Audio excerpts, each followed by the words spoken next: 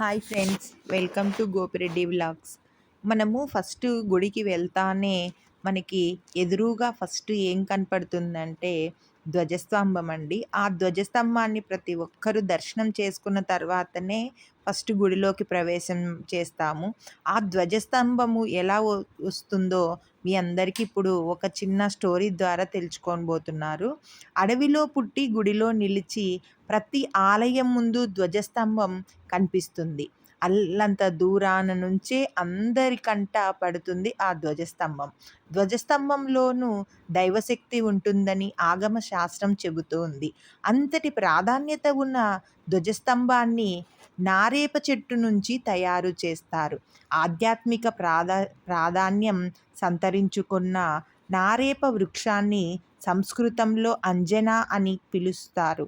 వాల్మీకి రామాయణంలోనూ ఈ చెట్టు ప్రస్తావన ఉంది. అశోక వనముల్లోని వివిధ వృక్షాలలో అంజన కూడా ఉందట.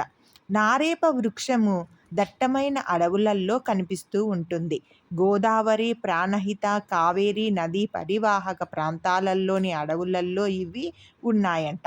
ఈ చెట్టు 24 నుండి 30 మీటర్ల ఎత్తు వరకు పెరుగుతుంది. చెట్టు చుట్టుకొలత 3 మీటర్లు పైమాటే అని మనం చెప్పుకోవచ్చును. ఈ చెట్టు తక్కువ కొమ్మలతో నిటారుగా పెరుగుతుంది. కాండం చాలా గట్టిగా కూడా ఉంటుంది. జిగురు ఎక్కువగా ఉండటంతో గట్టిగా ఉంటుంది.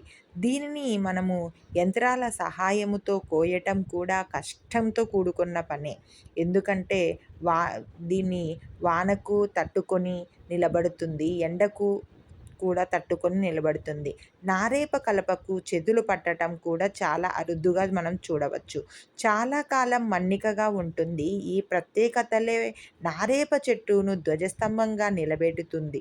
కాలక్రమంలో నారేప వృక్షంతో పాటు మద్ది, టేకు, కలపను కూడా ధ్వజస్తంభాలకు వాడుతూ ఉన్నారు. ఇంతటి విశిష్టత ఉన్న ఈ నారేప చెట్టు గురించి మీ అందరికీ తెలుసుకున్నారు. ఈ వీడియో మీకు నచ్చిందనే అనుకుంటున్నాను. మరిన్ని ఇలాంటి సమాచారం కోసం నా ఛానల్ని లైక్ చేసి, షేర్ చేసి, సబ్స్క్రైబ్ చేయాలని కోరుకుంటున్నాను. Thank you for watching.